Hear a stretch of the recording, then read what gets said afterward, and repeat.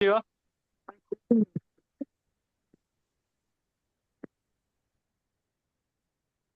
आज के जूम चर्चा कार्यक्रम में आप सबका स्वागत है।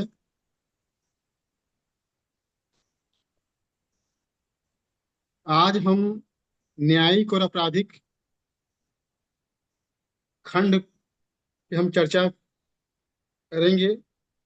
आज का जो कोटेशन है वह है 4050 से लेकर 4056 तक।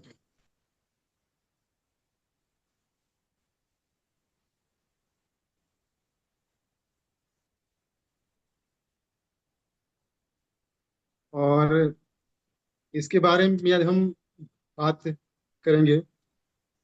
जो इसका पहला जो बिंदु है जिस पे हम लोग बात करेंगे वह है न्यायपालिका गंभीर अपराध में अपराधियों के लिए ढाल का काम करती है। इस यह जो बिंदु है यह बहुत ही गहरी बात कहता है। आम तौर से ये बात अजीब लगेगी कि न्यायपालिका अपराधियों के लिए ढाल का काम कैसे कर सकती है, मगर ये बात सही है। आपने देखा होगा कि जो गंभीर अपराध में जो शामिल होते हैं उनको न्यायपालिका बेल देती है, जबकि पता है कि वो एक कुख्यात अपराधी है या उसके बारे में बातें जाहिर होती हैं, लेकिन इसके बाद भी न्यायपालिका उसे जमानत देती है। या इसके अलावा जो हमारी न्यायिक प्रक्रिया है वह अपने आप में इतनी जटिल है, लंबी है, बोझिल है, पेचीदा है कि जो गंभीर अपराधी हैं वो कहीं ना कहीं उसका लाभ उठा लेते हैं। जो सामान्य जन हैं या ऐसे व्यक्ति हैं जिनकी उतनी पहुंच नहीं है या जो उतने धूर्त नहीं है, वही न्यायपालिका के चक्कर में फंस जाते हैं। हमारे यहाँ कोर्ट कचहरी में फंसने का मतलब है कि आपका भाग्य खराब है और उससे निकलना बहुत ही मुश्किल कार्य है। तो इस तरह से देखा जाए तो न्यायपालिका जो है वह अपराधियों के लिए संरक्षण का ही काम करती है। एक बात मैं और कहना चाहता हूँ। जो न्यायपालिका आजकल जो पुलिस है, जो पुलिस के द्वारा जो व्यक्ति के अधिकारों का हनन होता है उसके पहरेदार के रूप में दिखाई देती है। उसकी भूमिका बस यहीं तक सीमित हो चुकी है, जबकि उसका काम है न्याय देना, लेकिन वह न्याय देने में बिल्कुल असमर्थ है। एक बात और मैं कहना चाहता हूँ कि जो न्यायपालिका है वह तटस्थ भाव रखती है। जो सरकार और जो अपराधी हैं उसके बीच में तटस्थ भाव रखती है, और उसी का परिणाम है कि वह न्याय नहीं दे पाती। जो दूसरा बिंदु है कि न्यायपालिका की जो संवैधानिक कार्य प्रणाली है वह दोषपूर्ण है। न्यायपालिका की जो कार्य प्रणाली है वह तो वास्तव में दोषपूर्ण है। और न्यायपालिका क्या कहें, विधायिका कार्यपालिका और जो हमारी पूरी व्यवस्था है वही दोषपूर्ण है। अब जो हमारी न्यायपालिका है वह जो अधिक लचीलापन है, हमारे न्यायपालिका में जो लचीलापन है उसी का फायदा अपराधी उठाते हैं। और इसीलिए यह कहीं ना कहीं अपराधियों को दंड देने में, या जो समाज के शरीफ हैं या सज्जन हैं, उनको न्याय देने में विफल रहती है। देखा जाए तो न्यायपालिका में ईमानदार और योग्य व्यक्तियों का परसेंटेज अच्छा खासा है, लेकिन वो भी क्या करें जब हमारी कानून व्यवस्था ही ऐसी है, जब हमारा पूरा व्यवस्था ही ऐसी है, तो वो भी क्या कर सकते हैं। गाहे बगाहे जो न्यायाधीश अवकाश ले लेते हैं, वे बात वो बोलते हैं, भले वो अपने कार्यकाल में बात न बोलें, लेकिन अवकाश प्राप्त होने के बाद वह बात बोलते हैं कि हम इसमें क्या कर सकते हैं। हम हम जानते हैं कि सामने वाला व्यक्ति दोषी है, लेकिन हम कुछ नहीं कर पाते हैं। इसके लिए जिम्मेदार है हमारी जो संवैधानिक प्रक्रिया और जो न्याय व्यवस्था। अब देखिए, ये जो राजा रघुवंशी का मुकदमा है, ये सबको पता है कि उसी ने उसे मारा है। उसने स्वीकार भी किया है, लेकिन देखिए उसके ऊपर मुकदमा चलेगा और क्या क्या चीजें होंगी। तो ये कहीं ना कहीं जो हमारी संवैधानिक प्रक्रिया है, उसमें खराबी है, इसी का नतीजा है। जो तीसरा है, भारत की जो न्याय व्यवस्था है वह विश्व में सबसे कमजोर है। यह बात तो सही है, इसमें कोई दो राय नहीं है। यहाँ पे अगर अपराध की बात की जाए तो मुझे लगता है कि अधिकांश अपराध तो यहाँ पर दर्ज नहीं होते, और जो दर्ज होते हैं उनमें इतनी पेचीदगियां हैं, इतनी जटिलता है कि न्याय नहीं मिल पाता। अभी हाल ही की बात है, 10 दिन पहले मैंने अखबार में पढ़ा कि 58 साल के बाद एक दीवानी मामले का फैसला आया है। 58 साल के बाद। अब बताइए उसका क्या हुआ, उसका कोई फायदा है। जो व्यक्ति ने केस किया था वो मर गया, उसका बेटा मर गया, उसका पोता भी है। तो जिसके ऊपर अन्याय हुआ था वो तो चला गया। इसके अलावा अभी हाल ही में खबर आई थी कि 103 साल के व्यक्ति को कोर्ट ने बरी कर दिया। 3 साल के, सॉरी, 103 साल के व्यक्ति को, बताइए, 40 साल वो जेल में रह गया 40 साल। और कोर्ट ने क्या बोला कि हमें बहुत खेद है, दुख है कि ऐसा हुआ। तुम्हारे दुख जताने से, खेद व्यक्त करने से क्या उसके 40 साल वापस आ जाएंगे। तो ये जो पूरी प्रक्रिया है ये दोषपूर्ण है। एक बात मैं उसमें कहता हूँ, जो हमारा आईपीसी बना था 19वीं शताब्दी में, तो वो जो आयरलैंड का जो कानून है उसी को यहाँ पे लाया गया था। थोड़ा बहुत अमेंडमेंट करके। जब ब्रिटिश पार्लियामेंट में बहस चल रही थी तो लोग आपत्ति करते हैं।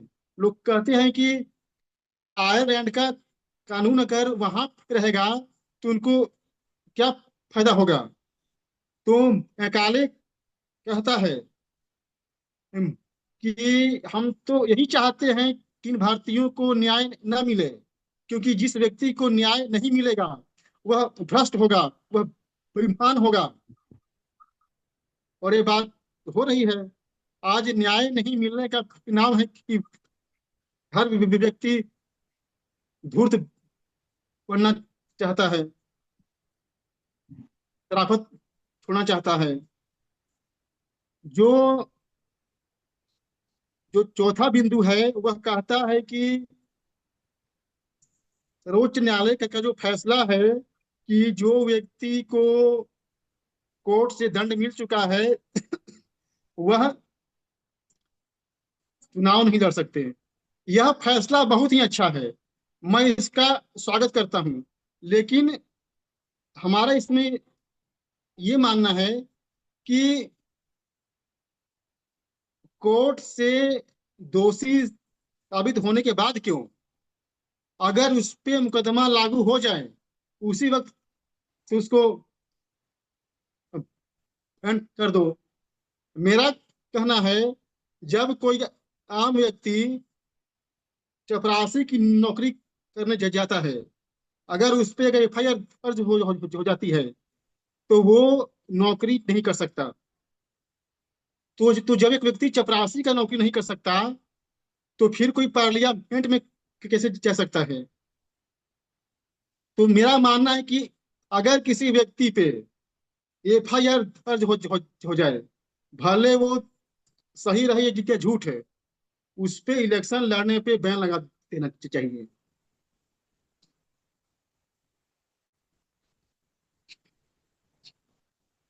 एक बात और है कि न्यायपालिका हस्तक्षेप कब कर सकती है। न्यायपालिका को हस्तक्षेप करने का अधिकार तभी है जब किसी व्यक्ति के मौलिक अधिकारों का हनन हो। आमतौर से देखा जाता है कि जो अनैतिक कार्य हैं या सामाजिक हैं उनके लिए भी न्यायपालिका हस्तक्षेप करती है। देखा जाए तो इसमें न्यायपालिका की भी कोई गलती नहीं है। न्यायपालिका जो है वह जो कानून बनते हैं, जो जो विधायिका के द्वारा जो कानून बनते हैं वो उन्हीं पे काम करती है। तो अगर न्याय विधायिका ने ऊट पटांग कानून बना ही दिए हैं तो फिर न्यायपालिका क्या कर सकती है, उसको उसी पे चलना पड़ता है। यही कारण है कि हमारे यहाँ अपराधियों की संख्या बहुत हो चुकी है। यहाँ हर कोई अपराधी है। शराब पी लिया अपराधी, किसी महिला को घूर या अपराधी, किसी को गाली दिया अपराधी।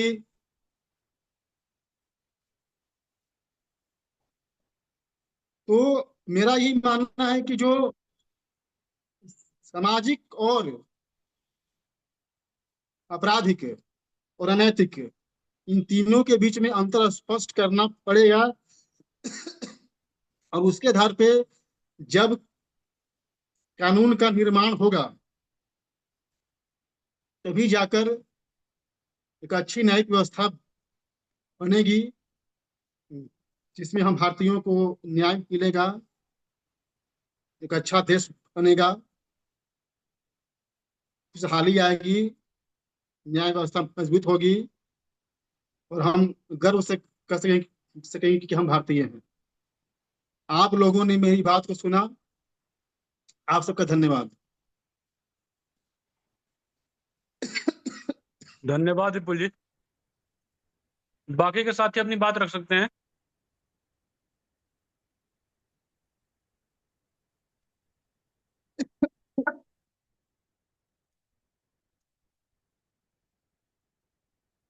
चलिए मैं शुरू करता हूँ।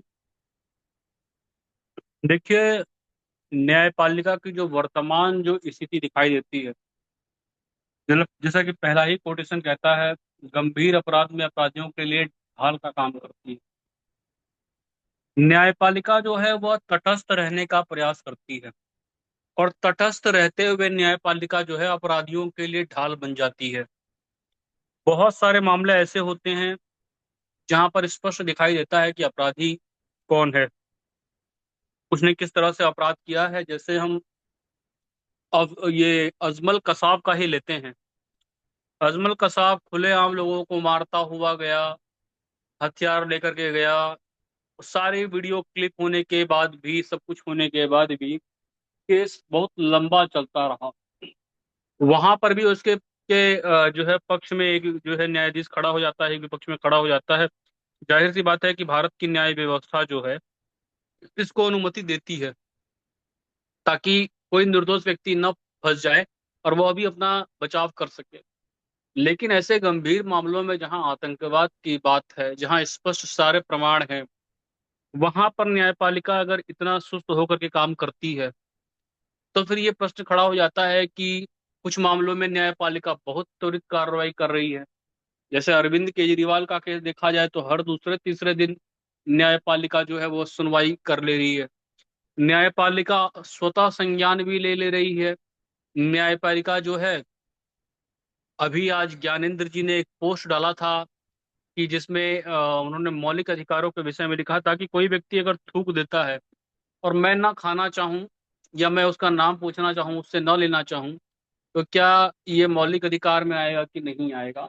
मैं तो स्पष्ट मानता हूं कि ये हमारा मौलिक अधिकार है कि हम किसी से पूछ करके सामान ले सकते हैं, दे सकते हैं। न्यायपालिका क्या मौलिक अधिकारों को भी बाधित कर रही है? यहाँ यह प्रश्न खड़ा हो जाता है कि जिस न्यायपालिका को हम ये कहते हैं कि मौलिक अधिकारों के विषय में न्यायपालिका को विशेष अधिकार प्राप्त है, यहाँ तो न्यायपालिका जो है वह मौलिक अधिकारों के मामले में भी दिखाई देती है कि हस्तक्षेप कर रही है। कई प्रकार के असामाजिक कार्यों में करती है। मान लीजिए कि छुआछूत में कर रही है, मुझे समझ में आता है, एक अनैतिक कार्य है। वहां तो आप अगर जो है शोषक है उसका पक्ष लेते हैं तो एक सामाजिक दृष्टिकोण से ठीक दिखाई देता है। हालांकि वो भी एक अनैतिक कार्य ही माना जाएगा, आपराधिक कार्य तो नहीं है। लेकिन कोई व्यक्ति किसी से छुपा करके, मिलावट करके, थूक करके इस तरह से दे रहा है और न्यायालय ये कह दे कि नहीं नहीं, आप जो है किसी से उसकी पहचान नहीं पूछ सकते, तो यहाँ जो है वो न्यायाधीशों पर प्रश्न चिन्ह खड़ा हो जाता है, न्यायपालिका पर प्रश्न चिन्ह खड़ा हो जाता है कि क्या हमारे यहाँ अब तक मौलिक अधिकारों की जो परिभाषा है वह भी ठीक ठीक निर्धारित नहीं है। क्योंकि ये तो मेरा व्यक्तिगत अधिकार है और ये प्राकृतिक अधिकार ना मुझे संविधान ने दिया है, ना संसद ने दिया है। मुझे जो प्राप्त है वह प्राकृतिक रूप से प्राप्त है। और हाँ, समाज एक ऐसी इकाई है जो उसको निर्धारित अवश्य करता। ये वैसा ही है कि न्यूटन ने कोई गुरुत्वाकर्षण का सिद्धांत या नहीं दिया, उसने केवल उसको समझा था। मौलिक अधिकार तो पहले से ही प्रकृति प्रदत्त है, उसकी सीमा रेखा उसको समझना हमारा काम है, हम लोग निर्धारित कर लेते हैं। तो क्या न्यायालय इस बात को समझ नहीं पा रहा है कि मौलिक अधिकारों के मामले में हस्तक्षेप नहीं कर सकता है? आप अपराधियों के मामले में देखेंगे, जब बुलडोजर चला, यही न्यायालय है जो 10-10 20-20 वर्षों तक न्याय नहीं दे पा रहा है। सारे स्पष्ट क्लिपिंग्स हैं, हाथ में पत्थरबाज भी दिख जाते हैं, सब कुछ आता है, उसके बाद भी जो है न्यायालय कह देता है कि यह तो असंवैधानिक है, गैर कानूनी है। मैं भी मानता हूं कि गैर कानूनी है, असंवैधानिक है। न्यायालय का काम है कि न्यायालय जो है वो कोई भी गैर कानूनी काम ना होने दे, अच्छी बात है। लेकिन न्यायालय तब ये कहे जब वो न्याय दे सके। जो न्यायपालिका स्वयं नहीं न्याय दे पा रही है, वही न्यायपालिका अगर ऐसी स्थिति में आ जाएगी, तो वहां तो अपराधियों का मनोबल बढ़ेगा ही बढ़ेगा। न्यायपालिका का काम जहां न्याय करना है, वही दूसरी इकाई का काम है सुरक्षा करना। तो न्यायपालिका अगर न्याय नहीं दे पा रही है तो उसको क्या अधिकार बनता है कि वह सुरक्षा करने वाली इकाई को रोक दे कि आप सुरक्षा भी न दें, क्योंकि वो गैर कानूनी हो जा रहा है। यद्यपि अगर मान ही लिया जाए कि गैर कानूनी है, तो भी मुझे लगता है कि वहां न्यायपालिका को थोड़ा सा तटस्थ हो जाना चाहिए, यानी इस प्रकार के मामलों में चुप हो जाना चाहिए। कोई टिप्पणी देने की आवश्यकता नहीं है। लेकिन चूंकि हमें संविधान की सुरक्षा करनी है, हमें कानूनों की सुरक्षा करनी है, हम लोकतंत्र की सुरक्षा करनी है, सब सुरक्षा हम ही को करनी है, और वो सुरक्षा करे और हम थुका हुआ खाएं, ये क्या बात हो गई कि वो सुरक्षा करते रहे और अपराधियों का मनोबल बढ़ता जाए? वो जो है लोकतंत्र और संविधान की सुरक्षा करे, व्यक्ति को न्याय ही ना मिले, तो फिर ये संविधान या लोकतंत्र या कानून व्यवस्था सब बनी किस लिए है? ये सब बनी है न्याय और सुरक्षा के लिए। तो न्यायपालिका कह रही है हम संविधान भी सुरक्षित करेंगे, हम कानून भी बचाएंगे, हम लोकतंत्र भी बचाएंगे, हम सब कुछ बचाएंगे, केवल एक काम नहीं करेंगे, न्याय नहीं देंगे। और कोई सुरक्षा का काम करने जा रहा है तो उसको और रोक देंगे। मुझे लगता है कि एक जो हम लोग कहते हैं ना कि हम लोग रास्ते में जा रहे हैं और कहीं कोई ऐसा काम दिखाई देता है कि भाई व्यक्ति गलत काम कर रहा है तो आदमी वहां खड़ा होकर के देखता है, घूर कर देख लेता है ना, तो भी जो गलत करने वाला है वो थोड़ा डर जाता है।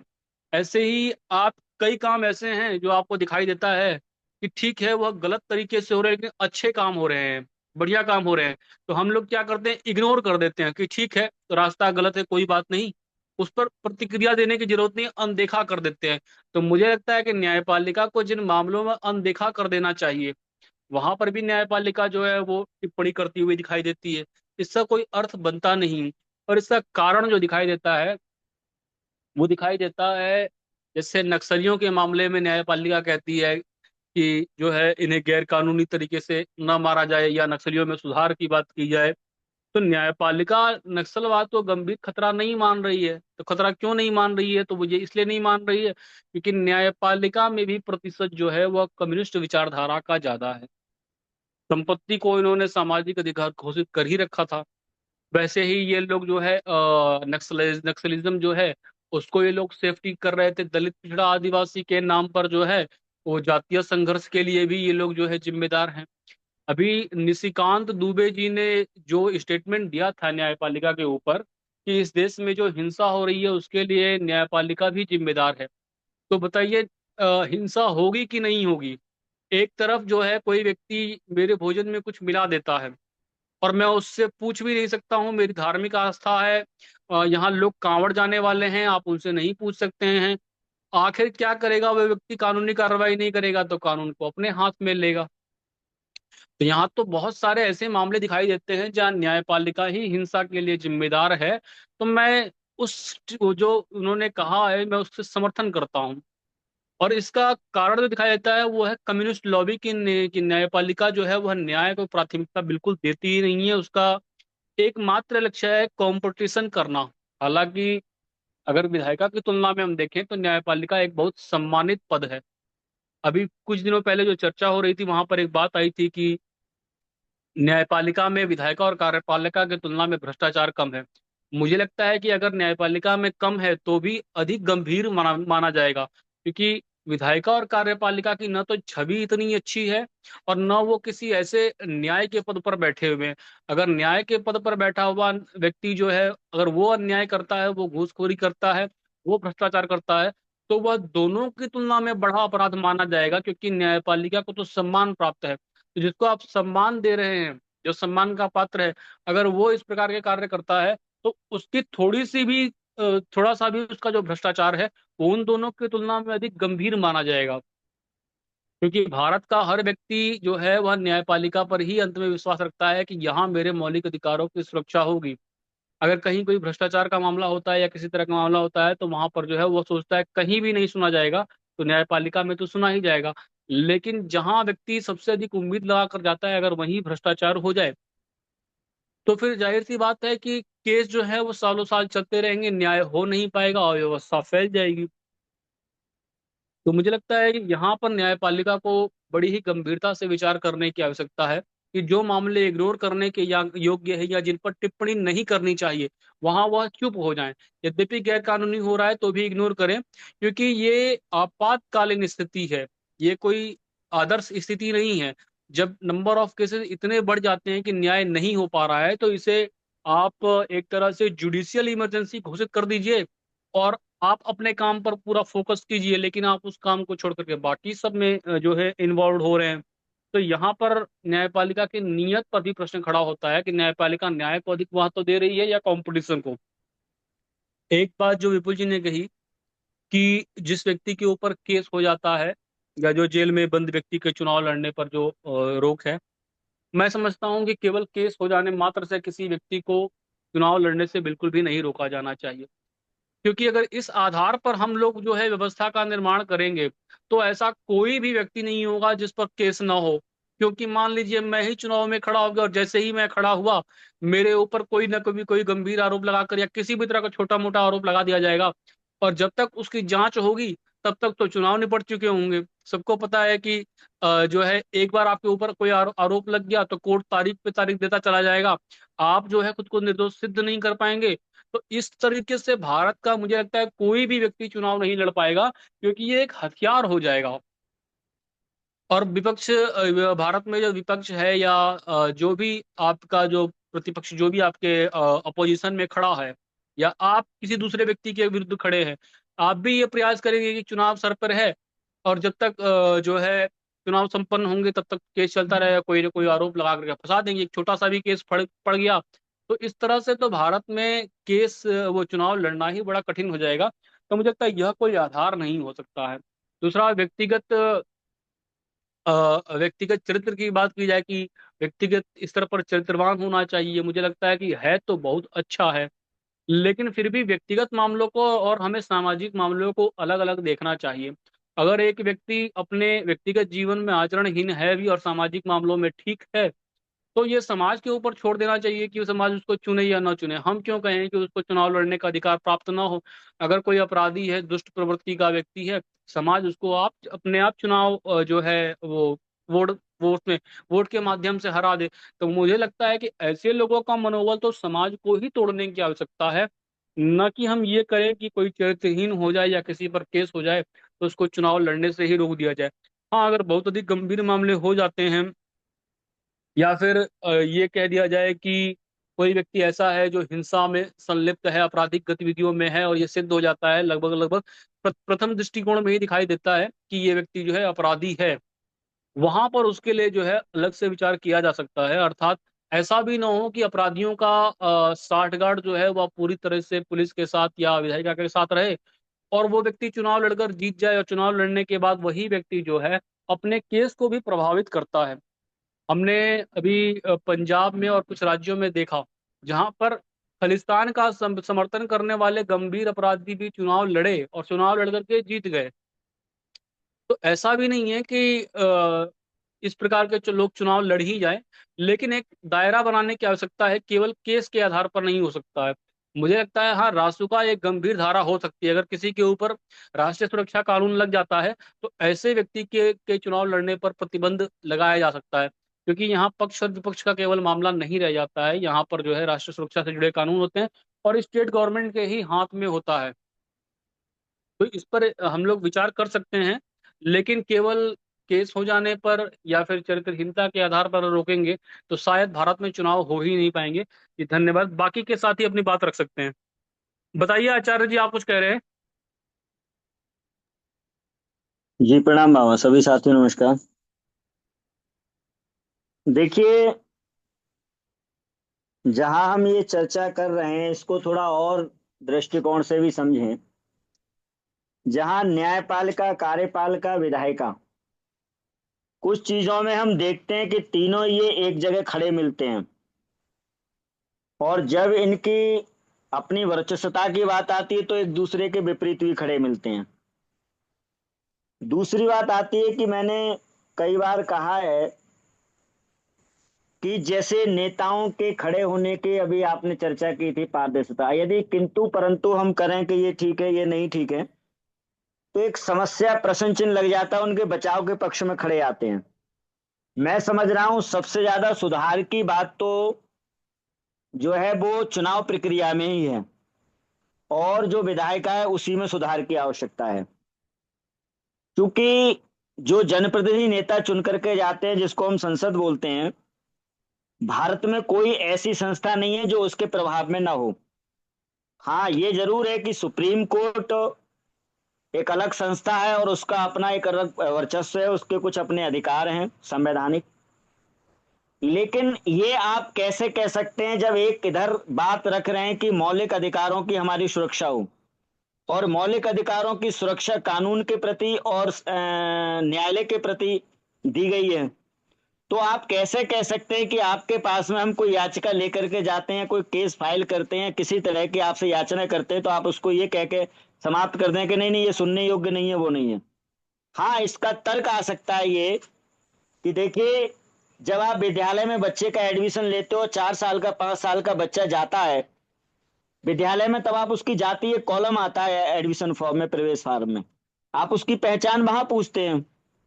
आप किसी नौकरी में जो है, संविधान की तरफ से ही, संस्थाओं की तरफ से ये व्यवस्था बनाई गई है कि आप जब किसी नौकरी में अप्लाई करते हैं तब आपका वहां जाति कॉलम आता है, वहां जाति कॉलम पहचान आप बता रहे हैं। जब आपका नेता का कोई जो नॉमिनेशन होता है उसमें हम सब कुछ उसको भरते हैं, किस जाति से हैं, किस क्षेत्र से हैं, किससे हैं, क्या है, कैसे हैं। तो ये तर्क वकीलों के द्वारा दिया जा सकता है सुप्रीम कोर्ट के सामने, शायद मैं समझ रहा हूँ ये नहीं दिया गया होगा। तो हम जिस व्यक्ति से सामान ले रहे हैं उससे जानने का हमें अधिकार क्यों नहीं है? यानी हमारी अपनी व्यक्तिगत, जिस व्यक्ति से हम जुड़ रहे हैं तो उसके विषय में जानकारी लेना, उसके विषय में पूर्ण व्यवहारिकता के साथ रह रहे हैं हम या रहना चाहते हैं, तो उसके विषय में जानना क्या हमारा अधिकार नहीं है, हमारा मौलिक अधिकार नहीं है?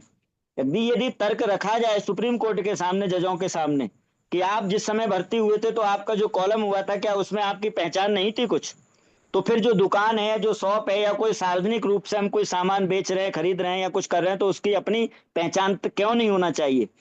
आप जब जीएसटी के दायरे में लाते हैं तो जीएसटी का एक बोर्ड लगाते हैं वहां पर दुकान पर कि साहब ये जो है रजिस्टर्ड है, तो आप वहां भी तो एक पहचान कर रहे हैं, आप पहचान रख रहे हैं। तो जो थूक जेहाद है या अन्य चीज है, मान लीजिए ये नहीं भी है, तब भी क्या हम ये पहचान या जानने का अधिकार नहीं रखते हैं कि ये व्यक्ति फला उससे है या फला समाज से है या फला इसकी अपनी पहचान है? क्या ये हमारा अधिकार नहीं है? दूसरी बात ये आती है कि जहां तक राजनीतिक बात है, जो नेताओं की बात है, मैं तो ये कहता हूं और मैंने कई बार रखा है इस बात के लिए कि इनकी योग्यता निर्धारित होनी ही चाहिए, चाहे वो एजुकेटेड का कोई सिस्टम ना हो करके, जैसा आप इजराइल को देखेंगे या रूस आदि को देखेंगे, रूस के आप राष्ट्रपति को देखेंगे तो कई साल उन्होंने सेना में अपना जो है सेवा दी है, और सेना में सेवा दे करके जो है वो राष्ट्रपति के पद पर आए। लेकिन भारत में तो ऐसी कोई व्यवस्था नहीं है। आप इजराइल को देखेंगे तो 2 साल प्रत्येक व्यक्ति जो है अपने बच्चे को, अभी जो चल रहा था तो इसमें नेतन्याहू का एक लड़का था तो वो भी आर्मी के लिए उसमें जा रहा है, सेना में, बड़ा वीडियो वायरल हो रहा था सोशल मीडिया पर। हमारे यहाँ तो कुछ ऐसा हम देखते नहीं है कि कोई नेता जो है वो आर्मी है या कुछ, क्योंकि आर्मी में अगर 2 साल रहता है तो डिसिप्लिन भारतीय उसका एक अपना अनुशासन, राष्ट्रीयता और उसकी अपनी जो है कुछ वचनबद्धता निर्धारित हो सकती है। तो जरूर कुछ ना कुछ चुनाव प्रक्रिया में ये नेताओं के प्रति जो है वो बनना चाहिए।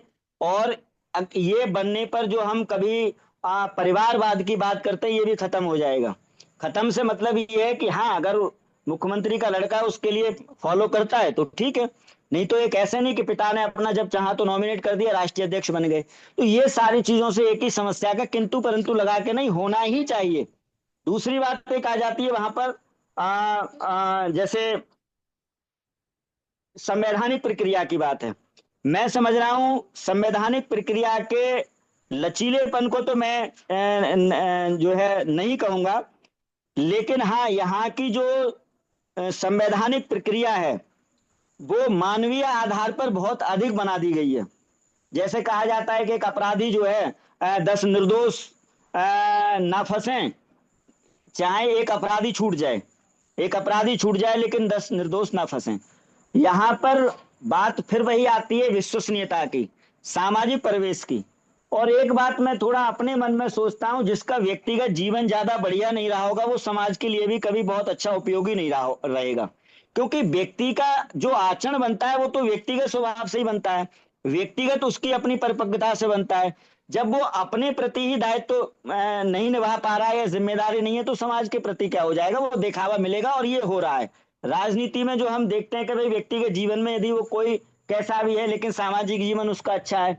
सामाजिक जीवन तभी अच्छा होगा जब उस व्यक्ति ने अपने जीवन को बहुत अच्छे से जिया होगा। बहुत अच्छे से मेरा मतलब ये है कि सामाजिक दायित्वों का निर्वहन किया होगा, ईमानदारी रही होगी, कर्तव्य परायणता रही होगी, जिम्मेदारियों का निर्वहन किया होगा। यदि हम परिवार को एक संस्था मानते हैं और परिवार में ये चीजें उसने अपनाई है तो समाज भी तो एक परिवार हो गया, राष्ट्र भी तो एक परिवार हो गया। जब उसने परिवार में अपने प्रति परिवार के प्रति अपनी जिम्मेदारियों का निर्वहन नहीं किया होगा तो समाज के प्रति क्या करेगा? केवल दिखावा ही होगा, जो आज नेता करते हैं, देखते हैं, और सारी समस्याएं हो। दूसरा एक आधार और बन जाता है कि जो संसद है, संसद के द्वारा जो कानून प्रक्रिया बनाई जाती है उसी का फॉलो न्यायपालिका करती है। न्यायपालिका के कुछ जैसे मैंने कहा कुछ विशेषाधिकार उसको दिए गए हैं, तो उन विशेषाधिकारों के आधार पर न्यायपालिका की अपनी वर्चस्वता कायम रखने के लिए, या वहां कुछ इस तरह का कि हम सुप्रीम हैं, ये जरूर उनकी नियति है। जैसे हमने कहा उनके मन में या विचारों में या किसी विचार प्रणाली से प्रभावित है, यानी किसी विचारधारा से प्रभावित है, जैसे कम्युनिस्ट है, वामपंथी है, ये चीज हम देख सकते हैं। तो यहाँ पर निरपेक्ष होना तो बड़ा मुश्किल हो जाता है। निरपेक्ष जब नेता नहीं रह पाता, निरपेक्ष जब अधिकारी नहीं रह पाता, तो न्यायपालिका से क्या अपेक्षा करेंगे हम। दूसरी चीज यही है कि ये तीनों ही संस्था जो आती हैं वो कहाँ किसके दायरे में आती है, संविधान के। और संविधान के दायरे में जैसे अभी हमने ही कहा किंतु परंतु लगा के कि ऐसा नहीं, तो संविधान भी यही कह रहा है किंतु परंतु नहीं, नहीं ये ऐसा नहीं, नहीं नहीं ये ऐसा नहीं। यदि कोई स्पष्टता नहीं हो कि आपकी जिम्मेदारी है ही, तब जो है कोई बढ़िया व्यवस्था हम नहीं दे पाएंगे। लास्ट बात ये कह रहा हूं कि जब तक प्रत्येक अधिकारी की, प्रत्येक नेता की जवाबदेही तय ना हो, मैंने कई बार इसको रखा है कि जिस तरह से रेलवे में पूछताछ केंद्र होता है, इसके सिवाय मुझे जानकारी नहीं है। हाँ, कॉलेज वगैरह यूनिवर्सिटी में वगैरह में होता है, कितने का फॉर्म है, कितने का क्या है, आप जाकर के उसको जानकारी ले सकते हैं। तो उसी तरह से प्रत्येक विभाग में एक व्यवस्था ये होनी चाहिए, एक अलग से आप कार्यालय बनाइए कि उस कार्यालय की व्यवस्था में एक स्पष्टता होनी चाहिए कि भाई इसको इतने दिन में हमारा न्याय है, ये केस है, ये फाइल चार्ज है, ये इसकी फीस है, क्यों नहीं होना चाहिए। यदि ये दो तीन चीजें सरकार, ये तो सरकार ही लाएगी मैं समझ रहा हूं, तो सरकार जब लाएगी तो सरकार की नीयत में भी मुझे खोट लगता है, चाहे वो वर्तमान सरकार हो या कुछ हो। समस्याओं को उठाया जाता है, समस्याओं का कोई सुलझाना या किसी तरह का जो है वो वचनबद्धता या बहुत अग्रणी कदम हम नहीं देखते। हाँ, कुछ चीजों में वर्तमान सरकार ने लिया है, वो राष्ट्रीय स्तर पर या अन्य स्तर पर जो न्याय प्रणाली है इनमें चाहते हैं, जैसे कॉलेजियम सिस्टम है या अन्य चीजें हैं, उसमें वो बाधा बन जाते हैं। लेकिन यहाँ एक विचारणी है, मैं भी अपना विचार ये रख रहा हूँ कि विचारणी ये भी है, अगर कॉलेजियम सिस्टम को खत्म कर दिया है तो क्या जो नेता जा रहे हैं वो बिल्कुल पारदर्शी हैं, उनके द्वारा चुनाव। यदि हम देखते हैं कि छोटी सी एक पुलिस की भर्ती निकलती है, लेखपालों की भर्ती निकलती है, 9 में लिस्ट बन के चली जाती है कि साहब मेरे इतने, मेरे इतने, मंत्री की हो गई, उसकी हो गई, उसकी हो गई, उसकी हो गई, उसकी हो गई। तो क्या जजों में या फिर उनकी उस विचार से नहीं बनेगा। तो बड़ी जो है जो सामाजिक व्यवस्था है भारतीय, या संवैधानिक व्यवस्था, या जो चुनाव प्रणाली है, लोकतंत्र व्यवस्था, इसी में बहुत सारी खामियां हैं। और इन सारी खामियों को निपटाने के लिए ही जो एक बात कही गई है, संवैधानिक व्यवस्था का परिवर्तन करना या पूर्ण व्यवस्था का जो है वो परिवर्तन करना, यही एक माध्यम हो सकता है। अंतिम बात यह है, मैं पुनः कह रहा हूं कि हमें मौलिक अधिकार के आधार पर कोर्ट में याचिका अ, दायर करने का हमारा हक है। तो कोर्ट ये नहीं कह सकता कि आपकी ये याचिका हम नहीं सुनेंगे। हाँ, उसमें ये हो सकता है कि भाई आप हमारे पास नहीं, सुप्रीम कोर्ट में ही कैसे, सुप्रीम कोर्ट तो एक है देश में, आप नीचे की अदालतों में जाओ, ये हो सकता है। दूसरी बात ये है, जैसे मैं पुनः इसको कह रहा हूं, यदि आप नौकरी में व्यक्ति की जाति पूछते हैं, नाम पूछते हैं, उसकी पहचान पूछते हैं, नेता बनने के लिए आप पहचान पूछते हैं, उसका पूरा बायोडाटा लेते हैं, और जज बनने के लिए उसका पूरा बायोडाटा होता है, तो जिस व्यक्ति से हम सामान खरीद रहे हैं या जिस व्यक्ति से हम अपना संबंध बनाना चाह रहे हैं, उसकी पहचान सार्वजनिक क्यों नहीं होनी चाहिए। क्या ये हमारा संवैधानिक अधिकार नहीं है या हमारा मौलिक अधिकार नहीं है। यदि ये बात वकीलों के सामने रखे तो एक चर्चा का विषय बन सकता है। जी धन्यवाद। धन्यवाद आचार्य जी। बाकी के साथी अपनी बात रख सकते हैं।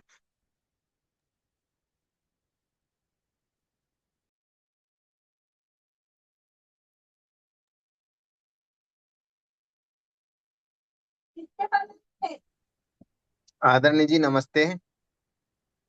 तो बताइए। जी मैं थोड़ा सा कोटेशन पढ़ लेता हूँ।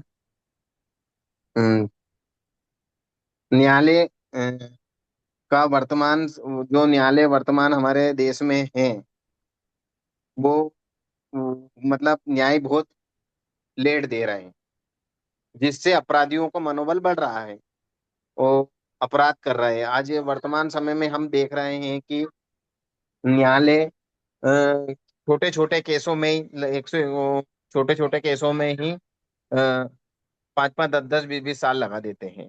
तो ये, और गंभीर अपराधियों के लिए तो 30 30 40 40 साल लगा देते हैं। किसी किसी की तो मृत्यु तक हो जाती है अपराधियों की, तो भी न्यायपालिका न्याय नहीं दे पाता है। तो इस प्रकार से ये न्यायालय अपराधियों के लिए ढाल का काम कर रहा है, उनका बचाव कर रहा है और उनको अपराध करने के लिए प्रेरित कर रहा है। जैसे हम आज वर्तमान समय में देखें कि रोड डेली हमें आ रहे डिजिटल अरेस्ट के माध्यम से, साइबर अपराधियों के माध्यम से लोगों को लूटा जा रहा है, करोड़ों की संपत्ति लूटी जा रहे, उनका जीवन भर का सामग्री जीवन भर की लूटी जा रहे, जीवन में जितनी भी संपत्ति बनाई। और न्यायालय क्या करता है? कुछ भी नहीं करता है। आज पुलिस पकड़ के लाई, दूसरे दिन उनको जमानत दे देती है। और जबकि सब मिल जाता है डिजिटल प्रूफ के, इसने अपराध करा, आवाज का डिजिटल सारा, मगर अपराध उसको कुछ भी सजा नहीं दे रही है। तो ये इस प्रकार अपराधियों के लिए ढाल का काम कर रहे हैं। दूसरा है, न्यायपालिका की संवैधानिक कार्यपालिका दोषपूर्ण होने के कारण अपराधियों के प्रति लचीलेपन का व्यवहार करती है।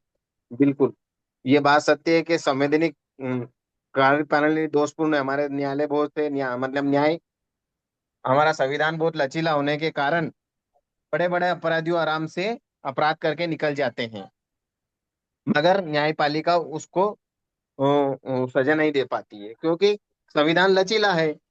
इसलिए भारत की न्याय व्यवस्था दुनिया में सबसे कमजोर है। बिल्कुल सत्य बात है। हमारे देश की न्यायपालिका वास्तव में कमजोर है। हमारे देश की न्यायपालिका इसलिए कमजोर है कि जब कोई अपराध ही करता है, बड़े बड़े हमने देखे, अभी कसाब के बारे में बताया तक उसने कितने लोगों को मारा, उसका सब सीसीटीवी फुटेज आ गया, सब आ गया।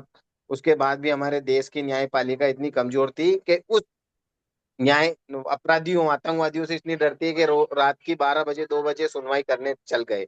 अगर एक सामान्य व्यक्ति का अगर देश हो जाता है तो उसके लिए कोई सुनवाई नहीं होती। उसके लिए उसके लिए उसको 5 5 10 10 साल तक उसका केस पेंडिंग पड़ा रहता है, 40 40 साल हो जाते हैं। और कभी कभी तो उसकी मृत्यु भी हो जाती है, मगर वो फरियादी की भी नहीं सुनते हैं, तो अपराधियों की भी नहीं सुनते हैं न्यायपालिका। एक इस तरह से हमारे देश में अगर न्यायपालिका व्यवस्था कमजोर नहीं है, हमारे देश की न्यायपालिका एक अंधी हुई न्यायपालिका है, जो मतलब उसने आंखों पर पट्टी बांध रखी और न्याय नहीं दे पा रहे। करोड़ों केस पेंडिंग चल रहे हैं हमारे देश में, मगर न्याय समय पर नहीं मिल पा रहा है। सर्वोच्च न्यायालय का वर्तमान निर्णय भी उचित है, जिसके अनुसार जेलबंद व्यक्ति को चुनाव में लड़ने, हाँ बिल्कुल ये सत्य बात है कि हमारे देश में न्यायपालिका ने जिसको 2 साल से सजा हो जाए उसको चुनाव लड़ने से रोका है। मगर हम जब देखते हैं कि कोई बड़ा अपराधी रहता है, तो उसका उसकी सुनवाई करते ही नहीं। जज इतने डरते हैं कि उसका केस से छोड़ के भाग जाते हैं। तो मेरे हिसाब से ये, अगर आपको सुनवाई नहीं करना है, डरना है, तो नौकरी छोड़ो। आपकी जगह बहुत सारे जज बैठे हैं, बहुत सारे लोग ऐसे हैं कि जो अच्छा न्याय दे सकते हैं और अच्छी तरीके से न्यायालय चला सकते हैं। वो अपराधियों को सजा दे सकते हैं और फरियादियों की सुनवाई कर सकते हैं। तो मेरे हिसाब से ऐसे जजों को न्यायालय न्यायालय का कार्य नहीं करना चाहिए। जो अपराधियों से डरते हैं, सही से समय पर न्याय नहीं देते हैं या भाई भतीजावाद करते हैं, उनको न्यायाधीश नहीं बनना चाहिए, जज नहीं बनना चाहिए। यदि किसी के मौलिक अधिकार का हनन, तभी न्यायपालिका हस्तक्षेप करते हैं, अन्यथा नहीं। आज हम वर्तमान में देखते हैं कि कई लोगों का मौलिक अधिकार हनन हो रहा है। अभी वर्तमान समय में हमने देखा है कि अभी निकला है कि छंगूर बाबा ने कई हिंदू महिलाओं का धर्मांतरण करा और उनको 100 करोड़ रुपए, 100 करोड़ तो उनका पता चला है। मैं कहना चाहता हूँ कि 1,000 करोड़ भी उनको विदेश से मिले होंगे, अरबी देश से, इस्लामिक कंट्रियों से। तो वो क्या दूसरे देशों का हनन, दूसरे धर्म में लोगों का हनन नहीं करा क्या? उनका संवैधानिक अधिकार, उनका धर्म का अधिकार, उनका जीने का अधिकार उन्होंने डरा धमका के, जैसे भी पैसे का लालच देके और उनको इस्लाम में कन्वर्ट करा, मुस्लिम धर्म में, तो उनका हनन नहीं हुआ क्या? तो इस मामले में न्यायपालिका क्यों चुप है? मैं कहना चाहता हूँ न्यायपालिका के इस मामले में उनको तुरंत संज्ञान लेना चाहिए कि विदेशों से पैसा है। मेरे हिसाब से न्यायपालिका, तो इस मेरे को ये लगता है कि हमारे देश की न्यायपालिका इस्लामिक कंट्रियों से डरती है या उनसे पैसा लेती है, क्योंकि हमने अधिकांश देखा कि जैसे ही अल्पसंख्यकों को मामला आता है, मुस्लिम मामला, न्यायपालिका चुप हो जाती है। हमने देखा कि जब ओबीसी ने जब धमकी दी थी हिंदुओं को 15 मिनट में निपटा देंगे, तब न्यायपालिका को तुरंत संज्ञान लेना चाहिए था, मगर उस न्यायपालिका काला बुर्का ओढ़ के और चुपचाप बैठ गई। तो उस टाइम पे न्याय, इसलिए लोगों के अंदर संदेह हो रहा है और धीरे धीरे न्यायपालिका में आस्था खत्म हो रही लोगों की। और न्यायपालिका फालतू कामों में बहुत ज्यादा हस्तक्षेप करती है। अभी हम देख रहे हैं कि अभी कांवड़ यात्रा निकलेगी यूपी में, तो बोलेगी कि बोर्ड नहीं लगाएंगे। अरे हर सभी का अधिकार है, वो अपने लोगों का, मान लो उसका दुकान वाले का अधिकार नहीं है, पर लेने वाले का तो अधिकार है ना, कि मैं उसका पता लगाऊं कि व्यक्ति सही बेच रखनी। ऐसे तो कोई मान लो दवाई दवाई वाली, ऐसे मेडिकल वाले दवाई बेचते हैं या डॉक्टर दवाई बेचते हैं या कोई भी दवाई बेचता है, उसमें दवाई में अगर उसने जहर मिला के दे दिया तो फिर आदमी की तो मृत्यु हो जाएगी ना, वो तो जीना चाहता है। मगर उसने उसमें दवाई, तो उसमें उसमें तो दवाई वाले जो मेडिकल स्टोर है, केमिस्ट वाले हैं, कंपनियां, वो लिख के देती है कि इसमें ये ड्रग्स है, इस दवाई से ये ठीक होता है, इससे ये ठीक होता है। तो मैं कहना चाहता हूँ कि न्यायपालिका तो हमारे देश में मौलिक अधिकारों का हनन को नहीं रोक पा रही है और बढ़ावा दे रही है। और न्यायपालिका को बहुत अमूलचल परिवर्तन की जरूरत है। अगर ये परिवर्तन नहीं कर पाए तो न्यायपालिका में लोगों का विश्वास खत्म हो जाएगा और कोई व्यक्ति न्यायालय में नहीं जाना चाहेगा। और वो अपराध करेगा, या उसके ऊपर अपराध हो गया तो वो उससे वो पुलिस में भी रिपोर्ट, अब हमने देखा है कि पुलिस भी कोई सुनवाई नहीं करती जीते जी। अगर किसी की मृत्यु हो गई एक्सीडेंट में या लड़ाई झगड़े में, तो उससे भी रिपोर्ट डालने के पैसे ले लेती है पुलिस। तो इसी प्रकार न्यायालय में भी वो आदमी थक जाएगा, कहाँ जाऊंगा, इतने साल लग जाएंगे, तो वो तुरंत ही उसका, अपराधी किसी ने अपराध कर दिया या किसी को दबा दिया या किसी को कुछ भी हो गया, तो वो स्वयं ही उसका निर्णय लेने लग जाएंगे। तो न्यायालय तो का प्रश्न चिन्ह खड़ा हो जाएगा। बस मैं इतना कहना चाहता हूँ। जी धन्यवाद। कोई और साथी बताएं। आज जयशंकर जी हमारे साथ जुड़े हुए हैं। आप अगर कुछ बात रखना चाहेंगे तो आप अपनी बात रख सकते हैं। विषय से हट करके भी कुछ बात रखनी है तो आप कह सकते हैं, आपको समय देंगे हम लोग। जी नमस्कार। जी अभी बहुत नमस्ते जी। बहुत सारी चर्चाएं मैंने सुनी। जहां तक अभी जो वर्तमान की परिस्थितियां हैं, उस परिस्थिति में न्यायपालिका की जो स्थिति है वो काफी दयनीय है। ये सही, ये एकदम सत्य बात है।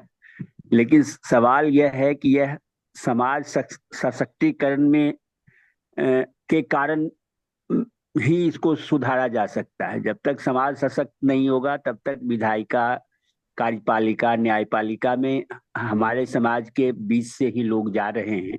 और समाज में जो अभी अ, समाज का जो पतन हुआ है, समाज का जो अधिकार घटा है, जो जिन चीजों को पहले किसी भी, जैसे कि आपने कहा था कि अगर हम देखते हैं कोई गलत कर रहा है, अगर वहां खड़े हो जाते हैं तो उसे भय पैदा होता है। ये भय जो था वो एक तरीके से आज खत्म हो गया है। जहां तक न्यायपालिका का सवाल है, अगर ये तो एक कहावत में कहा ही गया है, justice delay, justice justice deny, मतलब न्याय में अगर देर हुई तो वो न्याय होता ही नहीं है। तो निश्चित रूप से आज जो परिस्थितियां हैं समाज में, वो इस प्रकार की परिस्थितियां बन चुकी हैं कि किसी को भी न्यायालय के मामले में फंसा के उसे उसके जीवन को बर्बाद किया जा रहा है। और न्यायालय द्वारा न्याय की इतनी मतलब इतना न्यायपालिका पर बोझ है कि वो निर्णय दे ही नहीं पा रही है। तो निश्चित रूप से ये व्यवस्था का दोष है, और व्यवस्था के दोष को सही करने का एक ही उपाय है, जो समाज सशक्तिकरण। जो हमारी परंपराएं थी पंच परमेश्वर की, वो पंच परमेश्वर की परंपराओं को पुनर्जीवित करने की आवश्यकता है। और रही बात कि आज की व्यवस्था में अगर इसमें सुधार की हम कोशिश करें, तो जितनी दवा करेंगे दर्द बढ़ता जाएगा। क्योंकि चारों तरफ से, मतलब फिजिक्स का एक नियम है कि चारों तरफ से आप फोर्स लगाएं और डिस्प्लेसमेंट अगर जीरो हो जाए तो रिजल्टेंट जीरो होता है। वही हो रहा है। हम प्रयास टुकड़े टुकड़े में काफी कर रहे हैं, काफी लोग कर रहे हैं और कि इसमें सुधार हो, लेकिन सुधार के बदला और हमें परेशानियां बढ़ती जा रही हैं। कभी एक चर्चा आई कि सब अपने आप को सर्वोपरि मानता है, कार्यपालिका अपने को सर्वोपरि मानता है, विधायिका सर्वोपरि मानता है न्यायपालिका, लेकिन ये तीनों हमारी सामाजिक व्यवस्था के लिए है।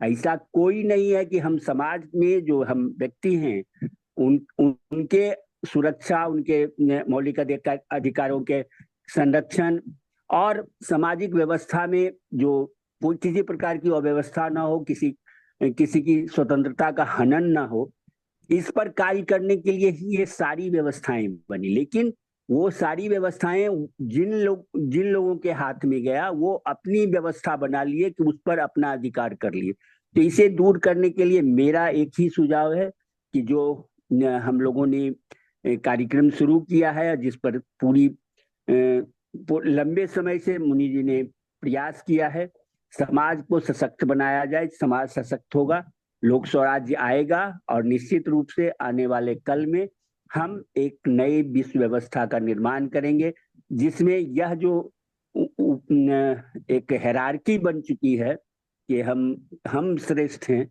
ये श्रेष्ठता का जो भाव है समानता में जब परिवर्तित होगा तो निश्चित रूप से ये सारे दोष अपने आप दूर होंगे। मैं इसी कामना के साथ अपनी बात को समाप्त करता हूँ।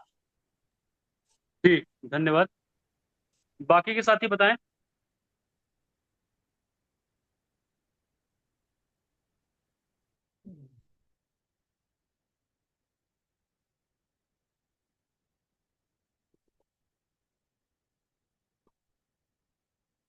बताइए ज्ञानेंद्र जी, श्रीकांत जी। और जी ज्ञानेंद्र जी रास्ते में होंगे।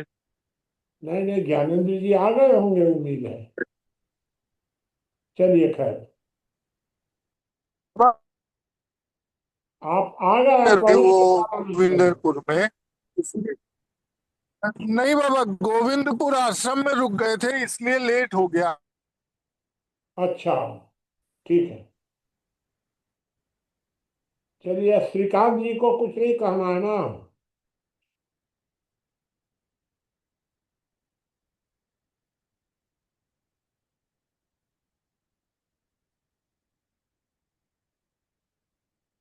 चलिए, तो अब मैं ही अपना नंबर लगाऊं। जी बाबूजी, आप हाँ, अपना आप बोल लीजिए तो थोड़ा, आप बोल लीजिए तो उसके बाद मैं थोड़ा सा जो कहिएगा बोल देंगे। हाँ आप ठीक है, बोल लीजिए, लेकिन पहले आपकी ठीक बात है, आ जाएगी तो आसानी होगी। ठीक है। देखिए, एक बात सुनील देव जी ने उठाई है कि जो भी लोग चुनाव में आते हैं, खड़े होते हैं, उनकी कोई योग्यता का कोई मापदंड तो बनना चाहिए। बिल्कुल, ये बात हमेशा उठती रही है। लेकिन अगर आप अभी वर्तमान स्थिति में कोई योग्यता का मापदंड बनवा लेंगे, उन्हीं के द्वारा वही लोग वो मापदंड बनाएंगे। अभी तो वे लोग ऐसा मापदंड बना देंगे कि कोई अच्छा आदमी चुनाव नहीं लड़ पाएगा। ये दिक्कत है हमारे सामने। देखिए, जो हम लोग नई व्यवस्था का प्रारूप दे रहे हैं, मतलब जब भारत का संविधान तंत्र मुक्त हो जाएगा और जब लोक को संविधान संशोधन में भूमिका मिल जाएगी, यही तो है व्यवस्था परिवर्तन। जब नई व्यवस्था बनेगी तो नई व्यवस्था में तो हम लोग ये सब नए नियम बना सकते हैं। क्या बना सकते हैं नई व्यवस्था में?